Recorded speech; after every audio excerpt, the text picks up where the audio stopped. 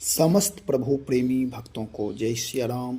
भगवान श्री सीताराम जी की अहेतु की करुणा कृपा हम आप सब के लिए, प्राणी मात्र के लिए, पूरी समष्टि के लिए मंगल करें, कल्याण करें। इन्हीं मंगल कामनाओं के साथ मांगलिक चर्चा प्रारंभ करते हैं। आज चर्चा करेंगे कि मानव का पतन सुंदरता के कारण होता है। सुंदरता के कारण कहना ये अशोभनीय है। वासना के कारण मनुष्य का पतन होता है और उपासना के द्वारा मनुष्य का उत्थान होता है। इस विषय पर चर्चा करेंगे कि हम आप या मानव मात्र जब कहीं विकार की दृष्टि से सुंदरता देखता है तो वह सुंदरता में भी असुंदरता दिखाई देने लगता है और उसकी वासना प्रबल होती है, जिसके कारण पतन होता है। गोस्वामी श्री तुलसीदास जी महाराज से किसी भक्त ने आग्रह किया कि महाराज, इस जगत में हमारी दृष्टि पवित्र हो, जहां भी मैं देखूं वहां भगवत भाव की दृष्टि हो, उपासना की दृष्टि हो। इसके लिए क्या करें? गोस्वामी जी ने कहा कि संसार में जो कुछ भी है वह सब सुंदर है। बोलचाल में कहा जाता है, जैसी दृष्टि वैसी सृष्टि। यदि मेरा विचार शुभ है, उपासना से युक्त है, शुद्ध भाव से युक्त है, तो वहाँ किसी प्रकार कोई एक्सीडेंटल कार्य नहीं होता है, क्योंकि वहाँ विवेक है, भाव है, ज्ञान है, भक्ति है, प्रेम है। और जहाँ मेरी दृष्टि दूषित हो जाती है, वासना की दृष्टि से देखता है, विकार की दृष्टि से देखता है, चंचल मन की दृष्टि से जब कहीं देखता है, तो वह चंचलता ही उसके जीवन में पतन का कारण बनता है। यदि देखना ही हो तो भगवत भाव की दृष्टि से देखो।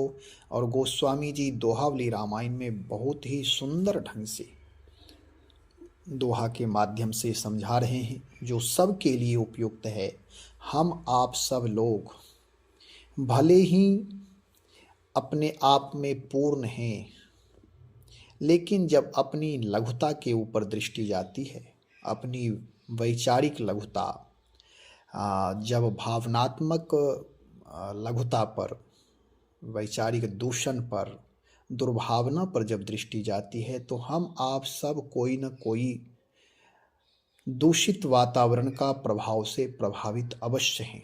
एकमात्र संसार में परमात्मा ही पूर्ण है, जिसमें कहीं कोई दूषण नहीं है, दोष नहीं है, विकार नहीं है। उनका विकार भी मांगलिक विकार है। अब इस पर चर्चा गोस्वामी जी कह रहे, दोहावली के माध्यम से सुने, पूरा सुनिएगा और अपने जीवन को भगवान से जोड़िएगा, भगवान की शरणागति से युक्त करके। गोस्वामी जी कहते हैं, नाम ललित लीला ललित, ललित रूप रघुनाथ, ललित बसन भूषण ललित, ललित अनुज शिशु साथ। श्री रघुनाथ जी का नाम, उनकी लीला, उनका सुंदर रूप, उनके वस्त्र, उनके आभूषण सभी अत्यंत सुंदर हैं।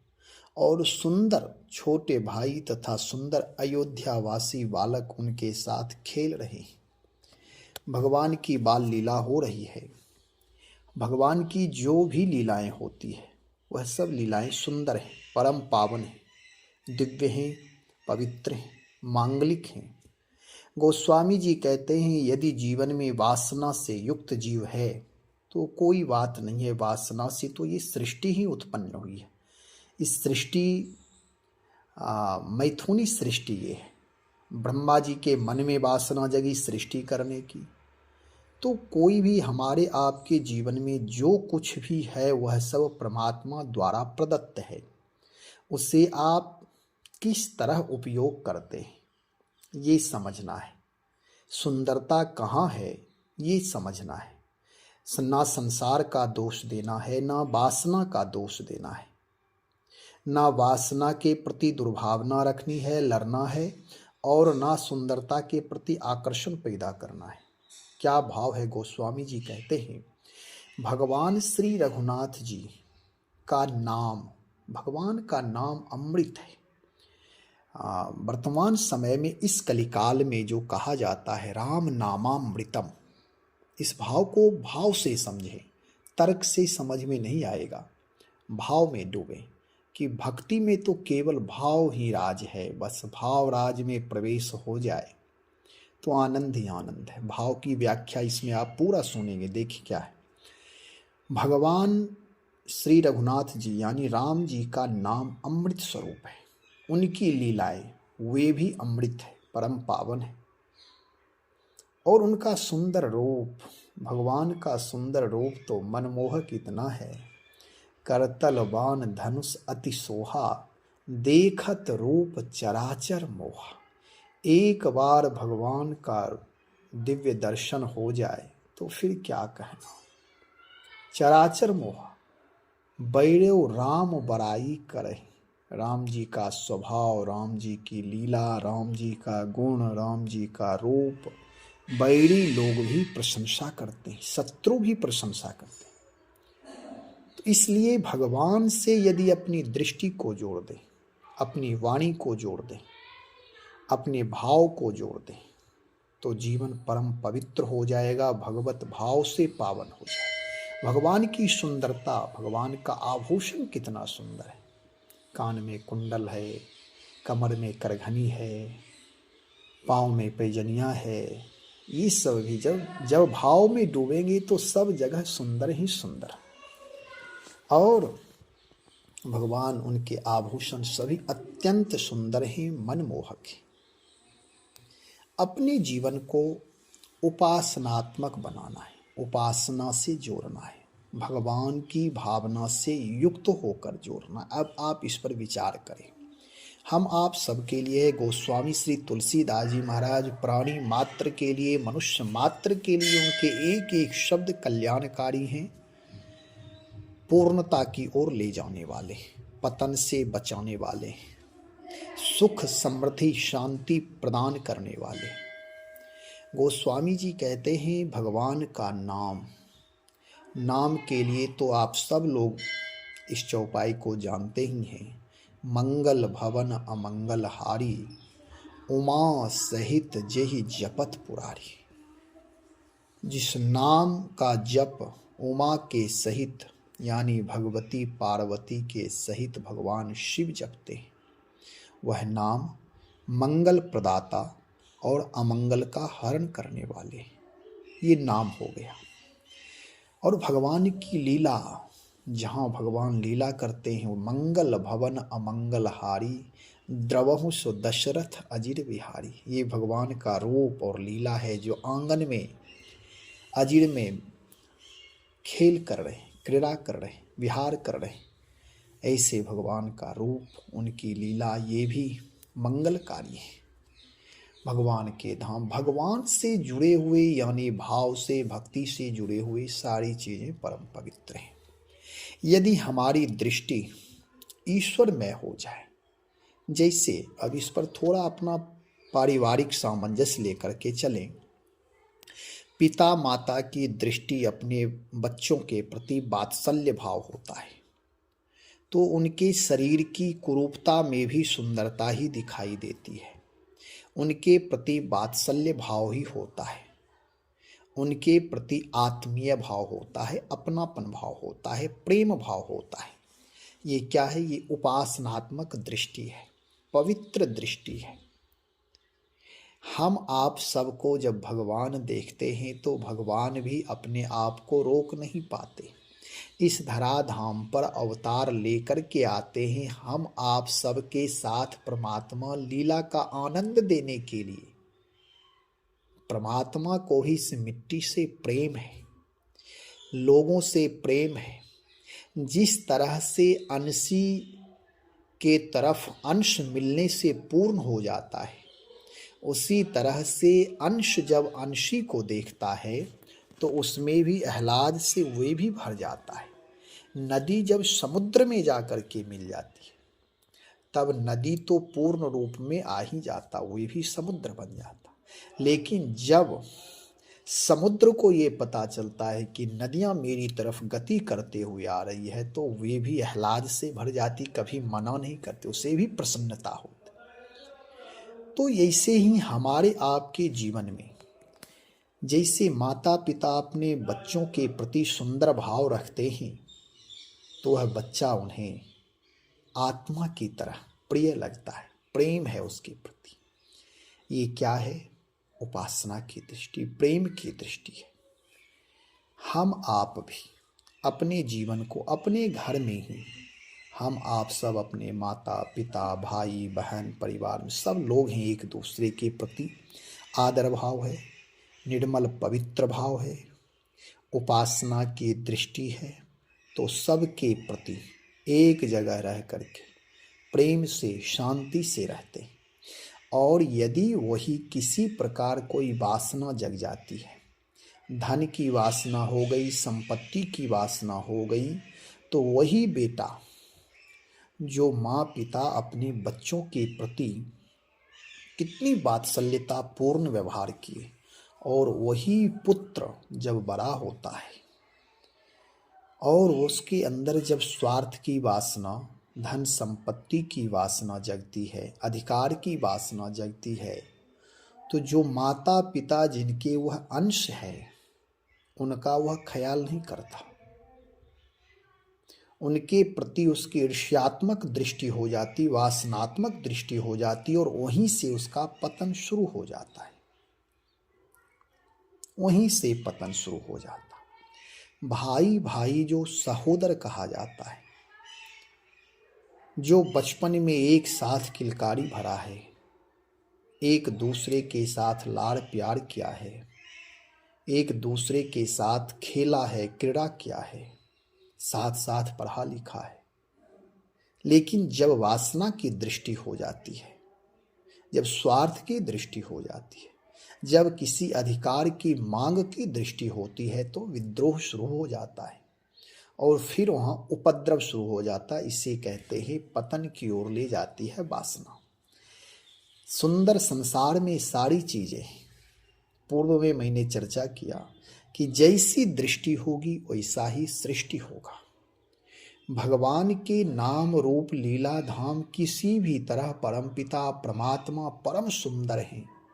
वास्तव में कोई भी व्यक्ति यदि भगवान से जुड़ जाता है तो उसके जीवन में वास्तव में यदि जुड़ गया है, केवल वेशधारी अथवा भावुकतावश जुड़ गया तो उसका तो पतन ही पतन, क्योंकि स्वभाव में रूपांतरण नहीं हो सकता। लेकिन जब वास्तव में वह जुड़ता है और आत्मीय भाव से, शरणापन्न भाव से भगवान की शरणागति हो जाता है तो उसके जीवन में पतन वहीं से रुक जाता है। भगवान की शरण में आते ही जैसे माता पिता के संरक्षण में रहने पर बच्चों का कभी अनभला नहीं हो सकता, अमंगल नहीं हो सकता, क्योंकि माता पिता उसके कवच बन करके उसकी रक्षा करते हैं। और यदि माता पिता से दूर है बच्चा या माँ पिता से विद्रोह हो गया है तो दैवी संरक्षण समाप्त हो जाता, फिर उसके जीवन में विघटन होना शुरू हो जाता। ऐसे ही जीव यदि परमात्मा से मनुष्य जुड़ गया और परमात्मा के नाम रूप लीला धाम उनके किसी भी तरह उनसे जुड़ करके अपने आप को अभाव से मुक्त कर लिया और भाव में प्रविष्ट हो गया, तो फिर यह जीवन पूर्णता की यात्रा करने लगती है, सत्य का बोध होने लगता है, वास्तविकता का बोध होने लगता है। कोई यदि कहें कि मैं अपनी दृष्टि को ऐसे ही बिना परमात्मा से जुड़े ही बस में कर लेंगे, तो ये संभव नहीं है। हो सकता है हमारी भावना अपने परिवार तक अच्छी है, लेकिन कहीं और दृष्टि जब जाएगी तो वे वासनात्मक हो सकती है। किसी को धनी देख करके मन में धनवान बनने की इच्छा, किसी के वस्त्राभूषण उत्तम देखने के बाद हमारे मन में उसके प्रति लालच भाव, ये भी पतन का ही कारण है। दूसरे से अपने आप को कंपेयर करना, दूसरे से अपने आप को तुलना करना, ये भी जीवन का एक बहुत बड़ा दोष है।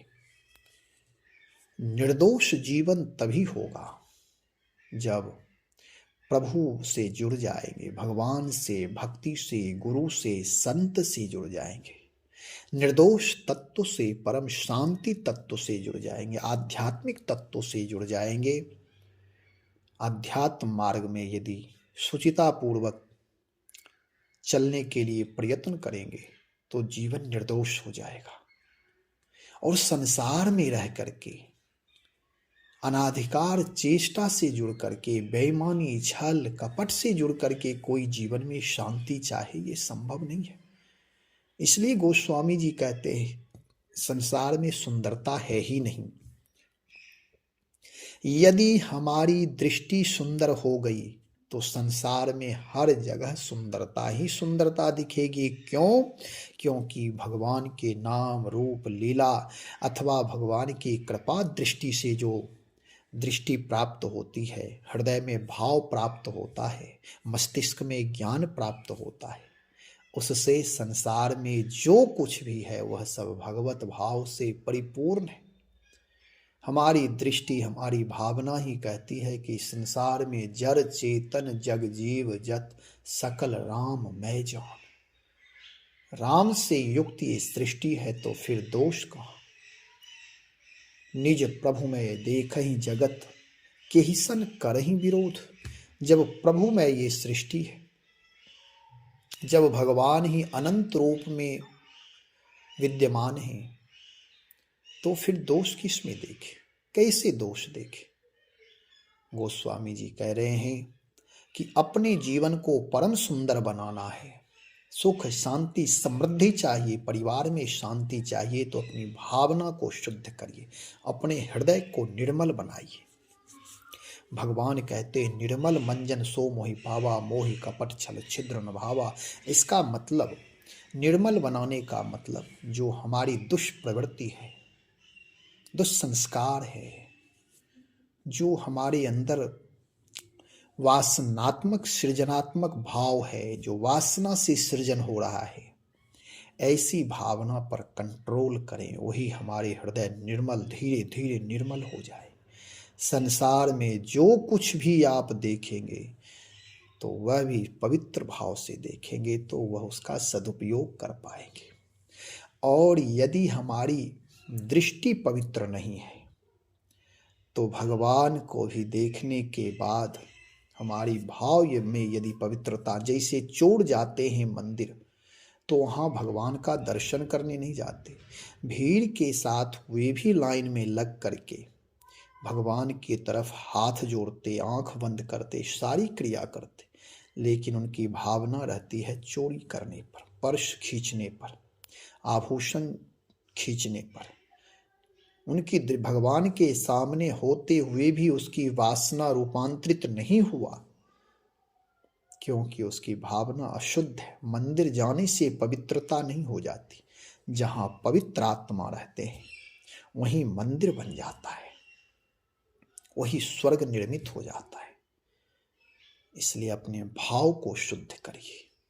और इसके लिए गोस्वामी जी उपाय बता रहे हैं कि देखो, भगवान से जुड़ जाओ, उनके नाम सुंदर हैं, रूप सुंदर हैं, उनकी लीलाएं सुंदर हैं। या तो रामायण का पाठ करो, राम नाम का जप करो, या भगवान का स्वतः दर्शन करो। कुछ दिन लगातार करने से एक दिन में कोई रूपांतरण नहीं हो सकता। नहीं तो बहुत ऐसे लोग हैं वर्षों वर्ष से कर रहे, फिर भी रूपांतरण नहीं हो रहा है, और कभी नहीं होगा। कारण कि वह जीव केवल भगवान के आड़ में है, केवल भगवान के नाम पर वह छिपा हुआ है। वास्तव में उसके जीवन में कोई उपासना के लिए क्रांति नहीं है, आत्मग्लानि नहीं है। छल कपट स्वार्थ आदि लेकर के अपने जीवन में भरा हुआ हृदय उसका है, और इन कचरा से भरा हुआ हृदय वह हमेशा अपने आप को दुनिया के सामने सिद्ध करना चाहता है कि मैं भक्त हूं, लेकिन उसका हृदय मलिन है, कचरा से भरा हुआ। ऐसे लोग कभी पवित्र नहीं हो सकते। पवित्र होने के लिए परमात्मा की अहेत की कृपा तो चाहिए ही, साथ साथ अपनी तरफ से भी एक कदम बढ़ाना ही पड़ेगा। कम से कम दैन्य भाव से प्रभु से प्रार्थना तो कर सकते हैं कि हे प्रभु, मैं चाहता हूं कि मेरा मन कोई दूषित विचार ना लाए, दूषित संस्कार का प्रादुर्भाव नहीं हो, कुसंग का प्रभाव ना पड़े, कुसंग से बचना चाहता हूं। लेकिन ये मन ऐसा करता है। जब इस प्रकार अपना दोष भी बयां करे, परमात्मा से निवेदित करे, तब उसमें बदलाव हो सकता है। लेकिन जो कचरा को ही आभूषण और ईंट पत्थर कंकर को ही हीरा मोती मान लिया है, ऐसे लोगों के लिए क्या कहा जाए। इसे तो ब्रह्मा भी गुरु बनकर के आए सुधारने के लिए, तो नहीं सुधर सकता, चाहे वह वर्षों वर्ष सत्संग ही क्यों ना करे। हो ही निरामिष कबहू की कागा। कौवा मांस भक्षी पक्षी है, चंडाल पक्षी है, काक समान पाक रिपुरीति कहा गया है। छली मलिन कतहु नहीं प्रतीति। जो कौवा का स्वभाव लेकर के सत्संग में भी जाएगा तो उसके स्वभाव में रूपांतरण नहीं आएगा। इसलिए अपने जीवन को भगवत भाव से अभिभूत करके परमात्मा से जोड़ करके रखें। परमात्मा सदा मंगल ही मंगल करता है। भगवान की शरणागति, भगवान नाम का जप जब करेंगे जीवन में सतत लगातार कुछ वर्षों तक, कुछ महीनों तक, और अपने आप को हमेशा परमात्मा के प्रति निवेदित रखेंगे। हे प्रभु, आपकी जो मर्जी हो, हे नाथ मैं आपकी शरण में हूँ, आपके संरक्षण में हूँ, जो कुछ भी हो रहा है आपकी इच्छा से ही हो रहा है, मुझे सुख दुख की परवाह नहीं है, आपके प्रति मेरी कोई शिकायत नहीं है, और आपके प्रति ही नहीं, प्राणी मात्र के प्रति कोई शिकायत नहीं। जब इस प्रकार अपने आप को भाव से भरते जाएंगे, तभी जाकर के कृपा होगी। और परमात्मा की कृपा है ही। जैसे हवा हर जगह व्याप्त है, लेकिन हवा को संग्रह करने के लिए मनुष्य को यांत्रिक प्रयोगों के द्वारा पुरुषार्थ करना पड़ता है, ऐसे ही हम आप भी भगवान की कृपा को केंद्रित करने के लिए, अपने संग्रह करने के लिए, उसकी प्राप्ति करने के लिए प्रयास तो कुछ न कुछ करना ही पड़ेगा। इसलिए कहीं संसार में सुंदरता ना ढूंढे। अथवा मेरा ये कहना है कि हर जगह जब उपासना भाव हो जाए ना, तो संसार में हर जगह सुंदरता ही सुंदरता है, वही प्रभु की सुंदरता है। उस सुंदरता में भी भावना है। जैसे अपने माता पिता को हर बच्चे प्रिय लगते हैं। जहाँ तक सिंह हिंसक है, शेर, सियार, शेर, बाघ, ये सब हिंसक जीव जंतु प्राणी हैं, फिर भी अपने बच्चों के साथ प्रेम करते हैं, क्योंकि अपने बच्चों में वात्सल्य भाव है, प्रेम भाव है, निर्मल भाव है, इसलिए वह प्रिय लगता है। उसे पुचकारते हैं, उसे चाटते हैं, उसके साथ क्रीड़ा करते हैं। आप देखिए विचार करके। ऐसे ही हम आप सब भी जब संसार के प्रति अपनापन होगा, शुद्ध हृदय से जब पवित्र भाव से सबके प्रति देव भाव होगा, पवित्र भाव, आनंद भाव, ईश्वर भाव होगा, प्रेम भाव होगा, तो हर जगह परमात्मा ही परमात्मा नजर आएंगे। फिर कहीं कोई शिकायत नहीं रह जाएगी। हिंसा प्रवृत्ति, वासनात्मक प्रवृत्ति, द्वेष, ईर्ष्या, छल कपट स्वतः धीरे धीरे तिरोहित हो जाएंगे, समाप्त होने लगेंगे। फिर अपने जीवन में नया बदलाव आ जाएगा। इसलिए अपने जीवन को भगवान के नाम रूप लीला धाम से जोड़िए। भक्ति और भक्ति भक्त भगवंत गुरु से जोड़िए, आचार्य से जोड़िए। हमेशा आत्मनिरीक्षण करते रहिए, सबके प्रति अपनापन रखिए, दया भाव रखिए। हमेशा कुसंग से बचिए और सुसंग करें। भगवान के प्रति समर्पण भाव रखें। शरणागति में कहीं कोई कमी नहीं है। भगवान की कृपा हर क्षण हर पल हो रही है। जब तक भाव से ना जुड़े, उसकी अनुभूति ना कर ले, अनुभव ना कर ले, तब तक कुछ लाभ नहीं मिलता। इसलिए भगवान राम ही केवल प्रेम प्यारा, प्रेम से नाम जप, प्रेम से लीला दर्शन, प्रेम से स्वरूप का दर्शन, भाव में डूब करके जब करेंगे तभी उसका वास्तविक लाभ प्राप्त होगा। वास्तविक लाभ, सत्य लाभ, पूर्ण लाभ प्राप्त होगा। इसलिए परमात्मा से जुड़े। श्री राम जय राम जय जय राम, श्री राम जय जय राम।